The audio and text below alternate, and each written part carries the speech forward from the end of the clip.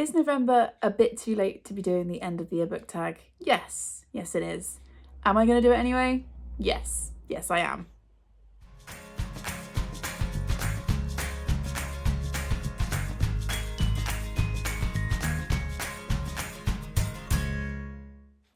Hi guys, welcome back to the channel. So today I'm going to do the end of the year book tag. I'm also going to shift a little bit more so I'm slightly more in the centre of the frame, which is a tag that I was supposed to do in September along with everybody else.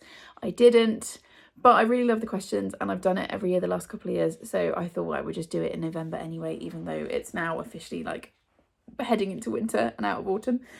This was originally created by the lovely Ariel Bissett, who I will obviously link in the description. I will also put the questions, and anyone that I mention will be tagged there as well. So yeah, it's a nice short tag. There's like 6 or 7 questions. Just thought it'd be nice to sit and chat today and do this tag. As you can see, I'm very cozy. We're in full woolly jumper mode here in the UK. The clocks have gone back. And like I said, I should have done this in September. But hey, let's get into this. So question number 1. Sorry, I'm trying to make myself a little bit more in the frame. Question number 1, as always, also when I'm doing a tag, I've got my laptop open here with the questions, which is where I'm looking, because I definitely won't remember them. Okay, are there any books that you've started this year that you still need to finish? Not really is my answer to this. Usually my answer is no, because I'm someone who picks up a book, reads it, starts it, finishes it, starts a new one. I'm not someone who has like read books hanging around on my stack for very long, usually like a week maximum, depending on what the book is, or if I'm buddy reading it. So my answer to this is kind of yes, kind of no. And that's because this year I started reading Mrs. Dalloway by Virginia Woolf. I was sent this when I did the mystery box opening video, which I'll link in the description, and the lovely Milena from Milena's bookshop, I ordered a mystery box from her, and this was the book that she chose for me. Isn't it stunning, this edition? First of all, it's this beautiful, really soft leather, like it's like one of the softest things I've ever felt, and it's got these gorgeous end pages, and I started reading this, but I made the mistake of picking it up on audiobook, and didn't realise it's like stream of consciousness, so the audiobook I just could not get into. The narrator was amazing, great narrator, but I just couldn't get into the story, so I kind of soft DNF'd it, which is really unusual for me. Usually I am reading a book or I'm not reading a book, but I soft DNF'd it because I was really intrigued by the story. I've never read a Virginia Woolf. I don't know if that's something I should be admitting on the Booktonet. And I love this edition, and also Milena picked it for me, so I feel like I should give it a really good go because I feel like I'm going to like it. So I DNF'd the audiobook, soft DNF'd it, and I bought myself a very cheap and cheerful copy of this book, which I show in my October vlog, so if you want to see that, I'll link in the description. I'm not going to physically read this edition because I will ruin it and I really don't want to wreck it, just because it's so pretty. Let me see if it tells me what the edition is. So I'm sort of putting this one in. This is a book I'm definitely going to finish / read. This is the Canterbury Classics edition. Yeah, by the end of the year. This is on my November TBR. I am going to read it this month physically with my eyeballs, but not this actual copy. It will be the cheap and cheerful paperback copy that I picked up. Okay, question number 2. Do you have an autumnal book to transition into the end of the year? See, this is why it's too late to be doing this tag, because I would say we're now in autumn. To me, like, November is the start of autumn. However, I will tell you about possibly one of the most autumnal books I've ever read, which I did use to transition me into the end of the year, and that was Rewitched by Lucy Jane Wood. I've got the beautiful signed sprayed edges. I mean, look at those edges, like that just screams autumn by itself. So I got this lovely edition that I pre-ordered, and this was so cozy. I really enjoyed this. I thought this was fab, especially for a debut. I think I gave it 4 stars. And we're following, is it Bella? I think it's Belladonna. Yeah, Belle. Who is turning 30. She's a witch. She's never really paid that much attention to her magic. She's kind of used it to make her life easier, like making cups of tea or choosing an outfit for the day, but she's never really paid much attention to it. Then she turns 30 and gets a summon from her coven, and that is all I will tell you. I love this. I thought this was fantastic. It's cozy, it's romantic, it's whimsical, it's about kind of finding yourself and finding your voice. It's got found family, it's got descriptions of food. It's basically ticking all the boxes for a Victoria book. And yeah, it was super autumnal and what was the word we're looking for? Transitioned me beautifully into the end of the year. So I would highly recommend this if you haven't picked this up already. It has been everywhere. So it's entirely possible that you've already read this one. But yeah, highly recommend that one. Okay, question number 3. Is there a new release you're still waiting for? No. I had a look at my pre-orders. I don't pre-order a lot, and I track them on my calendar so that I can see when they're coming in. I haven't got any more pre-orders coming in now until next year. However, I thought I'd tell you about 2 Christmassy ones that came in recently that I'm very excited to read. The first of those is The Christmas Tree Farm by Laurie Gilmore. This is the 3rd in this little series. These 2, the first 2 are here. Is it the Dream Harbour? Yeah, the Dream Harbour series. This is a grumpy sunshine where the woman is the grumpy and the man is a sunshine. I love a sunshine male lead. It's one of my favourite things. And this is set on a Christmas tree farm at Christmas. And I was like, yes, I definitely need that. I really enjoy Laurie Gilmore's writing. I would say I've seen a lot of people read the first one, which is the Pumpkin Spice Cafe, this one here.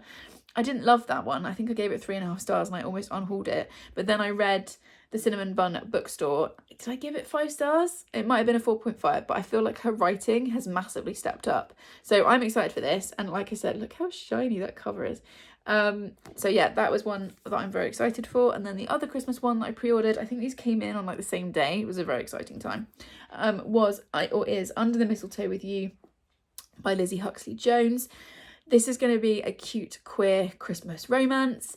I read Make You Mine This Christmas by this author last year. That was the one that Charlotte made me read last Christmas. So if you don't know, Charlotte from Books and Bargains chooses me a Christmas book to read every year. That was the one she picked for last year. I loved it so much that when I heard that this was coming, which is the companion novel to it, I had to pick it up. And we're following Christopher in this, who has opened a bakery and rented his flat out for Christmas because he's going to go to the family home for Christmas.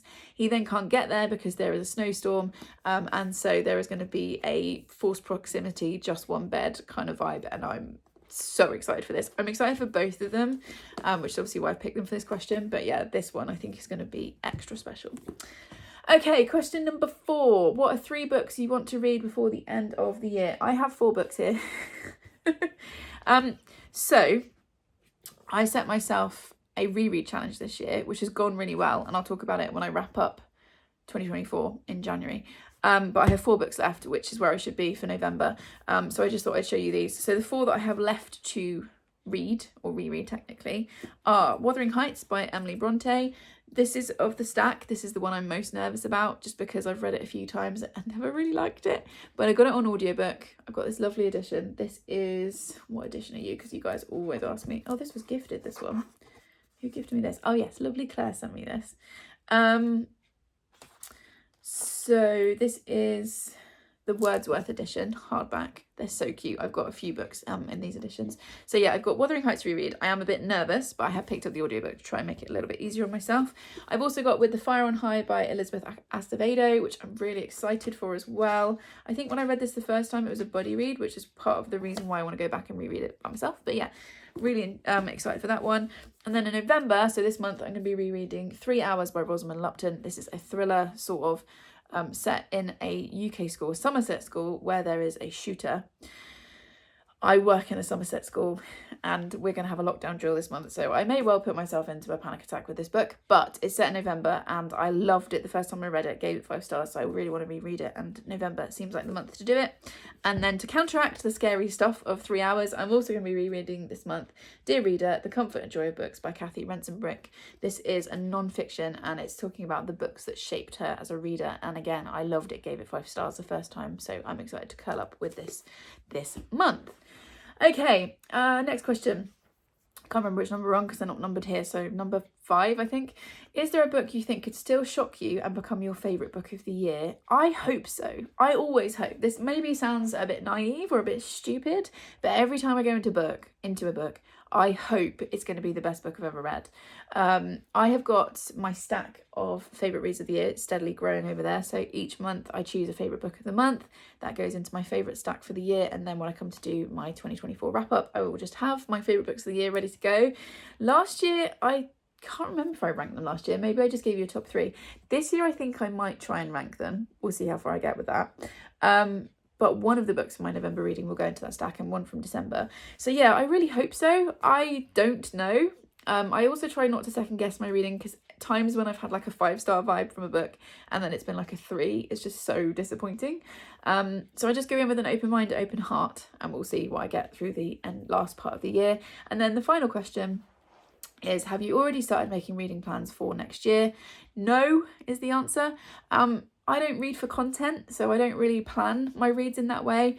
I will be doing another reread TBR because that's worked really well for me this year, and actually I've loved going back and rereading books. It's also helped me weed out a few books that I thought were going to be forever books but weren't. So I'm definitely going to do that again. I'm going to continue with my no TBR because that also works really well for me. I do pull out like a stack of possibilities, but it's not a solid like set TBR, and it doesn't matter if I don't get to those books. So I'm going to continue with that because that's helped my reading, and I will be setting a reading goal. As of right now, I've read like 160 books, I think, maybe so far this year. My target was 150, so I've already met that goal. So we'll probably just set it back at 150 because I kind of know I can do that now, and we'll see. But yeah, other than that, you'll have to wait until I get into my 2025 intentions. That video I have planned, I intend, no pun intended, oh I said it twice, to post in December, so it'll probably be my last video of the year. So yeah, I sort of have some rough plans, nothing specific. Like I said, I don't read for content, I don't have readathons planned, I don't have read-alongs planned, so yeah, I don't really have any of those plans to tell you about.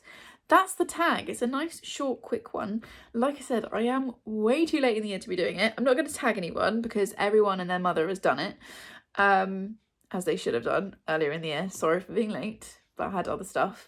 But I will just really enjoy having a little chat about the end of the year. Hopefully you've enjoyed this one. If you got to this point in the video, leave me a snow emoji, like snowflakes or a snowman or something for the snow on this cover. I'm so excited for this book.